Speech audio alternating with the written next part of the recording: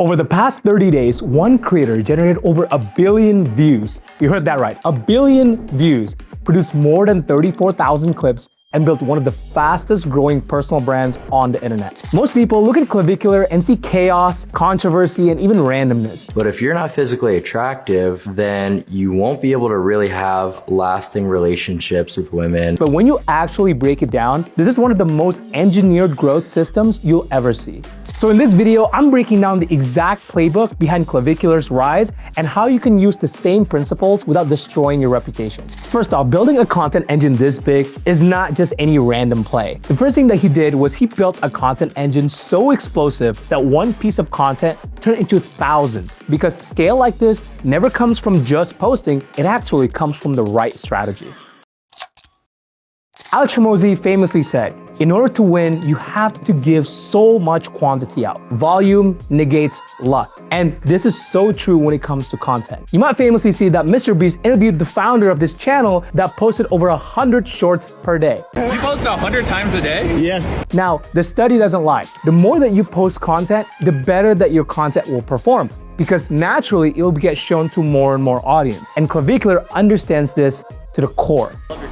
Thank you, brother. Over the last 30 days, Clavicular was able to generate over 34,000 clips in a single month. He pulled over 1 billion views through this exact content system. Now, he didn't do this by random. He had an army of people that are ready to clip his content so that he is able to generate over that many videos at once. It's not just a single person, it's not a single team, it's hundreds of people behind his team. But how did he actually do this? Now, this level of output is nothing random, but it's actually a great way to think about how you should be able to structure your long-form streams specifically to be broken into viral moments. See, with Clavicular, what he did was that he focuses his effort on creating clippable size streams. And if you're able to distribute content, you're able to reach so many audience. And the first thing that you gotta think about is how he sees his live streams. His live stream becomes his pillar content. He focuses a lot of his effort to make it the most clippable stream out there. What that means is he focuses on moments that people can easily clip to make that virality level even more, so that all of his army of clippers is able to cut his streams and spread that word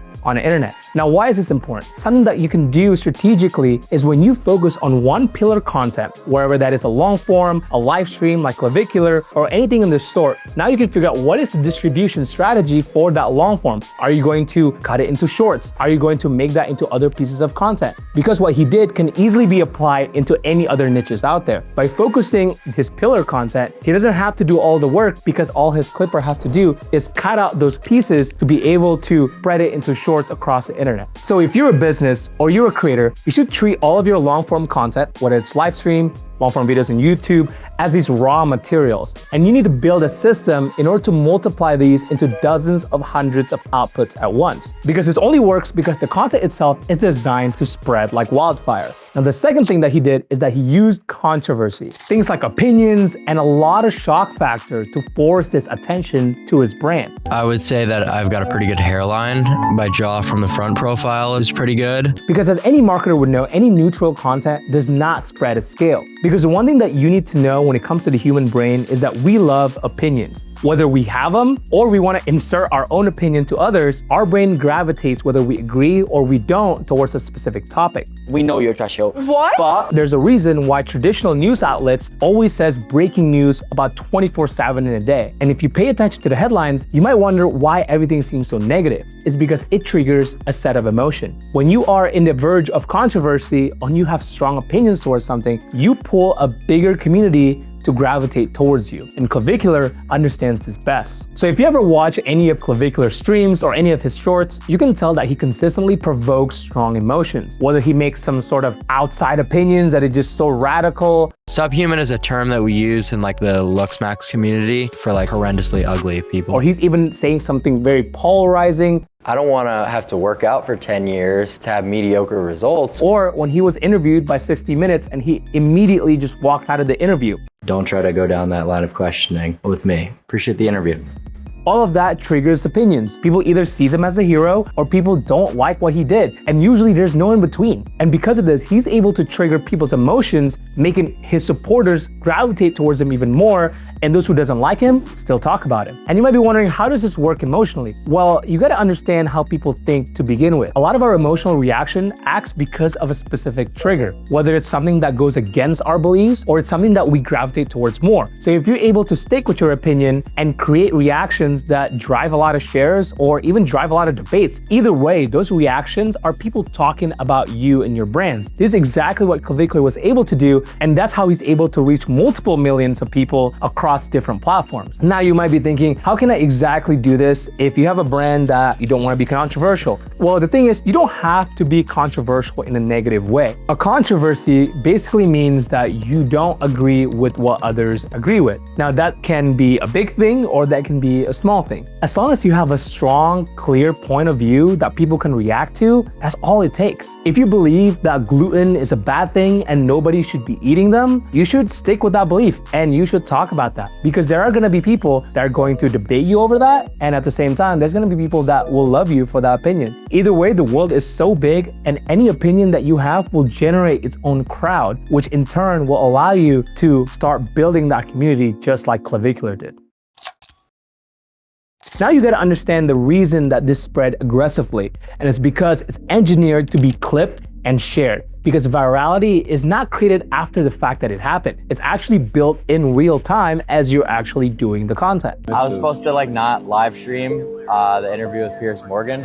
And I just waited until the producer took off his headset, then hit go live. A good example of this, you all probably have seen the branding of Liquid Death. If you don't know, Liquid Death is a water company that have a rock band type of branding, and all of their commercials does not look like any typical water bottles. When people look at that, people are like, why is a water company advertising itself like it's beer? It has this metal rock baby playing around, but that's exactly the strategy that makes things shareable. What Liquid Death was able to do to create such a story that it's so out of the box and it's super shareable on the internet. Now Clavicular implemented that same strategy when it comes to his brand. He was able to intentionally create moments. He'd be talking with girls, he's trying to rizz up the huzz. But I would have came to talk to you. Oh, that's really kind. Yeah, you look very pretty. Or do your face a certain way. The surgery I really want to get, but I'm not too sure on, is laser depigmentation. All of those things that he said on all of his streams, on all of his videos, those are shareable moments. You've seen people reacting to his content, whether you're a doctor that wants to prove that those things aren't true, or you're just another person that wants to say like, oh, whatever the things that he does actually works. All of those things are what made his brand really memorable. And because of that memorability, a lot of people share that type of content. Whether it's so outrageous and it's so shocking that people just share it because it's shocking, or on the opposite side, if someone were to agree about his beliefs, they'll be able to share that to their friends because they wanted to share that knowledge, right? During his streams, he's super reactive to everything. He's super emotional. Because of that, all of these moments are very shareable and clippable, which what made him the brand that he is today. Now think about this in a deeper layer. Because of all of these moments that he's able to create on his streams, this made it super easy to get variations of clips. That's the reason why he's able to create 34,000 clips in the last 30 days. All of those clips spread like wildfire, and he's able to generate over 1 billion views in the last 30 days. Think about that, 1 billion views in the last 30 days. And that's because these endless variations of the type of clips and edits that his clippers is able to make, because it's super easy for his clippers to just say, yep,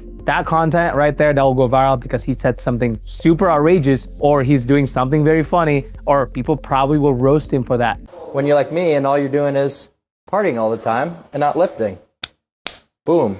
All those variations work together to create him that visibility, that views that he was looking for. So how exactly can you do this? If you're creating any long form content or any streams, start thinking about how you want your content to be clipped. Instead of thinking about it after, think about it beforehand. What kind of things you can say on your streams or on your content that later on you can cut up to different pieces. You can even, if you want, strategically plant certain things in your videos or in your streams so that you know that those things will get clipped because it's gonna create some sort of reactions. Whether that's a podcast, whether it's a demo, whether it's a live stream, and something that creates a moment of high reaction that gets people feeling a certain way, those kind of things are something that you should start thinking before you create it, not afterwards. But none of this scales without the distribution piece of it. He built an army to distribute his content because the real scale really comes from other people pushing your message instead of just you yourself. Let me tell you what that means.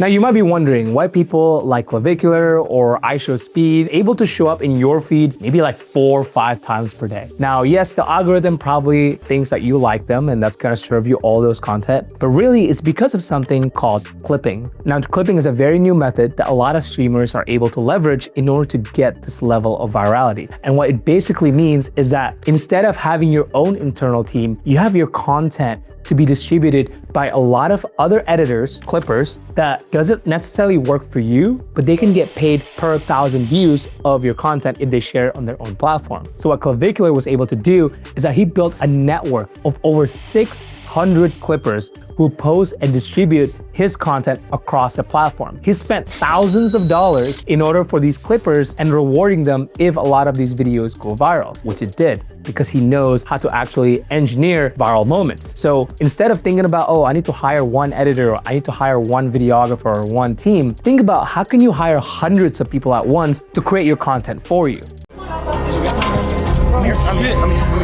The content game has changed. And if you think about if you're posting once a day, so you post about 7 videos per week compared to Clavicular who posts about 30 pieces of content per day for every single day, how are you gonna beat that number? So we gotta start thinking outside of the box of how can you really create this clipping strategy that would work for your brand in whatever industry that you're in. So now let me explain how the clipping strategy works. You can use tools like WAP, you can use tools like Viro by Mr. Beast, or any other tools out there when it comes to clipping. But in general idea is that you can pay people based on the performance of the video itself. So for example, you can pay them $1 per 1,000 views or $2 per 1,000 views, depending on what that is. Now you build your own community of these clippers. They'll be able to access your pillar content, whether it's your long form, your stream, your podcast, and you let them at their own discretion create shorts or even clips from those long form videos. Now you give them the autonomy to make it as viral as possible. Now what's the pros and cons of this strategy? Well, the pros is it's pay per performance, right? You'll be able to get as many views as possible, and if they're not performing well, then you don't pay them. That's fair and square. And what is the cons of this strategy? Well,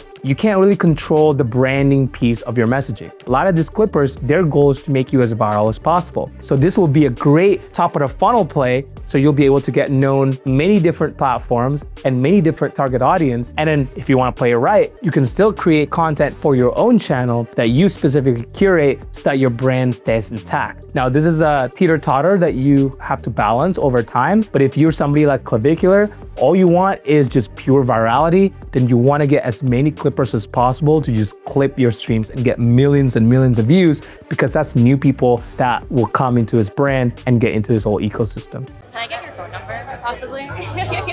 Yeah. Okay, thank you. And you don't have to be a big creator like Clavicular to be able to implement this strategy. Even if you're a small creator or a small business making content, this can still work for you. So if you have a podcast, let's make sure that you have your podcast where you're gonna ask some spicy questions or some questions that will generate certain reactions. Or if you have a live stream, maybe you wanted to engineer pieces of the live stream that would be a big bang, right? Like something that's easily clippable, because then the clippers will be more incentivized because they see an opportunity to make more money because they can make you more viral. So it's a win-win relationship that you always gotta think about. If you have a boring content that people don't want to clip, then there's no point on clipping it, and your campaign probably not gonna be doing pretty well. But if you implement every single thing that we've talked about in this video and actually engineer the success like Clavicular did, you'll be able to build a massive army yourself and start getting that visibility using the power of the algorithm. By the way, if you're getting value so far in this video, make sure to click that subscribe button and it will really help out a small channel like mine. Back to the video. So now that explains the growth, but it does not explain how he was able to build his brand. Which brings us to the next play that Clavicular did, which is owning a niche so completely that your name becomes the whole category. Because attention will compound when you dominate a specific space. Now, I want you to think about who is the first person that comes to mind when you think about a business niche. Probably somebody like Alex Ramosi, maybe Gary Vee, maybe Cody Sanchez, right? Now, what about in the space of wellness? You might be thinking about Brian Johnson. What about in the space of meditation and personal well-being? Maybe you're thinking about Jay Shetty, right? A lot of these people have owned a specific space and literally their name is associated with that specific niche. And Clavicular exactly did this. He was able to dominate the looks maxing niche and is recognized as the face of that whole movement. Now, if you're some of the people in the room that didn't know what looks maxing is, you can look it up, but it's basically like how to make yourself prettier and more attractive. But because of that, he's able to just niche down and be so known in that space that nobody else can compete with him because of his level of distribution. This happens because he's able to talk about every single thing and build that narrative of what looks maxing is, how you're supposed to do it, what's the best practices, why everyone should do it. And because he has such a strong opinion about it, that's how he's able to just nail down that positioning in his own brand. And most creators and businesses that I see gets this completely wrong, because typically what they do is once they start diving into this specific niche, they kind of try to do other stuff, they experiment and stuff like that. And you're kind of like diluting their identity. If you want to be known in the fitness space, you should be talking about fitness. And how can you be more specific with that? Maybe you help people that is over 30 years old, that is making at least $1 million a year, that only likes pickleball, right? You can create your own name of that type of fitness level, right? So you want it to be able to really own a specific identity so that people can start associating your actions, your opinions, and all of the things that you do towards that specific identity. And that's how Clavicular was able to narrow down his focus and owning that entire vertical of looks maxing. He kept talking about how you can fix your face. I think, maybe a slight facial downgraft with the jaw surgery. Which celebrities are actually good looking or not good looking. The closest person we get to perfection is Matt Bomer. So he gets to about a 94% harmony score. He was able to talk about how he makes his money On streaming between $80,000 to $100,000 a month from donations and what we call KCIP. all of these different stuff. He's owning that specific vertical, and that's what you can do too with your own brand. So what can you exactly do in this situation? Well, if you're already in a specific niche, you can just dive deeper into that niche. Use the what, why, how, and what if framework. What is important about this thing? Why is this important to everybody? How can they support this movement and kind of follow what you do? And also, what if they don't do it? What are the stakes? Because if you follow that specific framework, you'll be able to figure out and dive deeper into your specific vertical. Now, if you don't really know where you are yet or trying to establish what that niche and brand is, it's okay. The one thing that you can do is start seeing where the gap is in the market. So start to lay out where your competitors are. Think about all creators in your niche or niche related activities and just try to pinpoint where are there a gap and how can you make a unique naming, a unique branding, a unique movement so that you'll be able to be known as the only person or the only business in that specific industry. And that's how you're going to create a brand that nobody else can copy. But the thing about Clavicular that I find really fascinating is that he did not just own the niche. He built a whole world and ecosystem around it. Because communities aren't just built through naming and through telling people about it, but it's actually built through a shared identity, not just the content. And let me tell you how you can actually do that.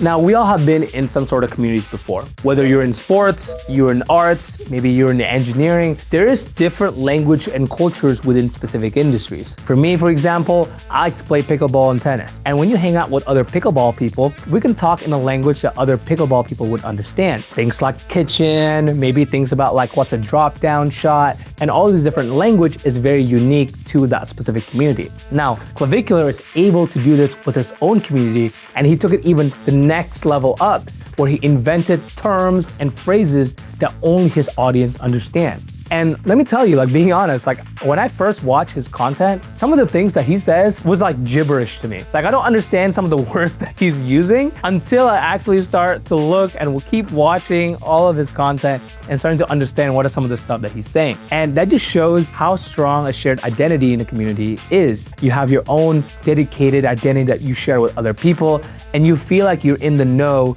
when you kind of understand each other. And this is actually embedded in our own psychological nature as a human. As a human, we want to be included in a community. We want to be in an exclusive environment where we feel like we have more than others. That's just kind of how we're engineered to be. And this exclusivity really makes people feel that they're a part of something bigger than themselves. When you're at a certain level in your career, you almost have that respect that you're in that same world. You can speak the same language, you have the same culture. And we naturally want to do this as humans. And so looking at what Clavicular did, he was able to create this shared identity with his whole community. He even has a name for it and a movement name for it that he's able to push through the shared identity between him and his community. So how can you actually do this in your own content or in your own business? Well, one thing that you can do is you want to develop some sort of unique persona, maybe a unique motto or a unique language, or even a specific framework that will signal that belonging to your audience. If you have an in-person event, you want to create a chant, or you can create some sort of chime in your videos, or you want to create some sort of things that you say to each other. A good example of this, back then, I used to be in a fraternity when I was in college, and we had a secret handshake with a secret things that we talk to each other about, and all these different things really makes you feel like you're a part of that community. So think about what that can be for you and your own community. But that's not all he did.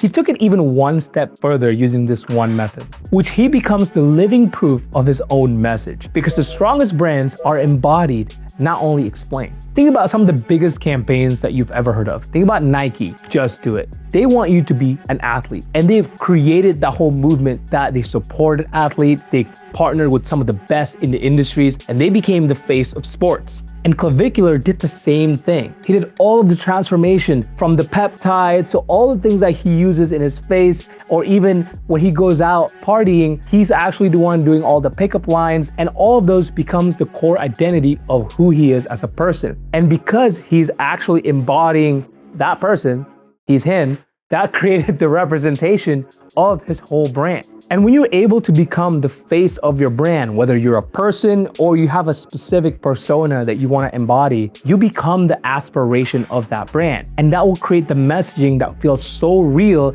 instead of something that's just a dream or a theoretical in nature. So what does it actually mean if you're creating a community, or creating content, or even having a business? What you want to do is you can become the face of your actual brand. When you have this persona, when you become the person, everybody else in your community will look to yourself as the person to follow. They'll follow the things that you do. They'll try to follow your habits. They'll follow your advice. And at the end of the day, that's how you're going to be able to create a community that would support you in everything that you do. You look a little younger. I like it.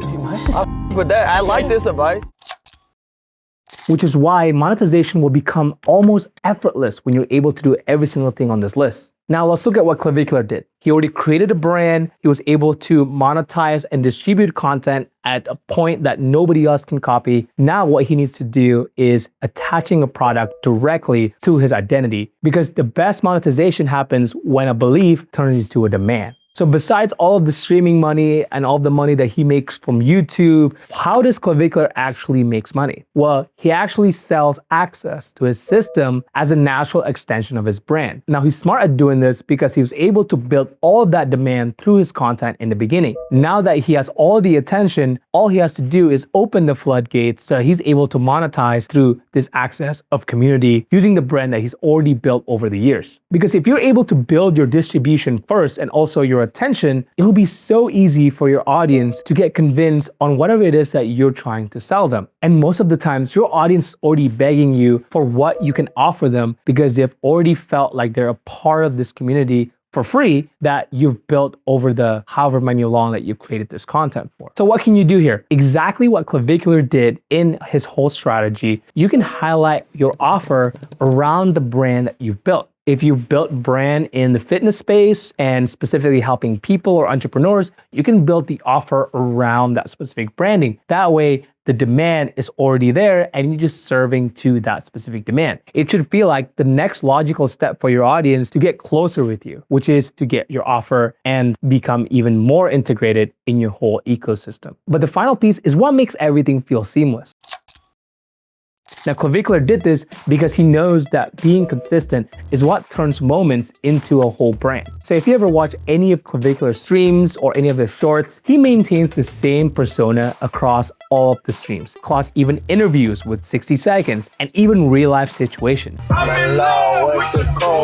He embodies the core values that he stands for on his day-to-day. And that's honestly what makes his brand so relatable and makes him as one of the most authentic personal brands platforms out there right now. Now, whether you agree or not with his views, that's a whole different issue. But the one thing is he actually believes and lives and becomes the embodiment of that looks maxing community. And because of that, he makes every single clip feels intentional. And because of this clip reinforces the brand, constantly you're on this loop that the more content that he makes, the more that new people will discover who he is. And those new people will then see how he's very consistent throughout the different platforms. And that's how he's been able to build his brand and push his beliefs to all the people that believes in looks maxing. And when you zoom out, here's the real takeaway. You want to extract these strategies without copying the chaos that Clavicular has, because the success really comes from the structure, not the behavior that he actually did or even the beliefs that he pushes. Clavicular's growth really comes from combining the systems,